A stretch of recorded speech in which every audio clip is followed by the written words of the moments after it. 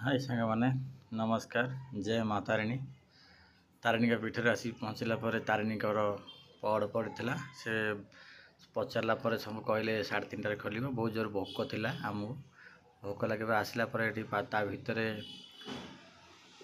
एक तारिणी प्रसाद मिलूँ जो सरोज गला बुझा लगे कौन कौन सब दे खावा से कहले 17 टଙ୍କା मिल कटा बुझला भितर गनु खाया नहीं कौन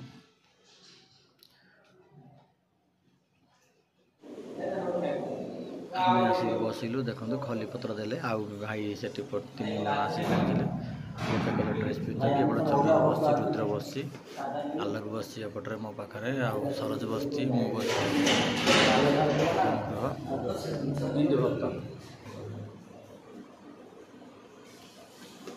खली पत्र देले देखो 2-2टी ठुंगी भी देते आमको कंचा शाला पत्र देखिए। प्रथम खिचड़ी माँ का प्रसाद देले माँ का प्रसाद प्रथम आम सेवन कलु देखो भात डालमा खट्टा मिक्सचर तरकारी आ गोटे पास दे अरुआ चाउल पियर अरुआ चाउल।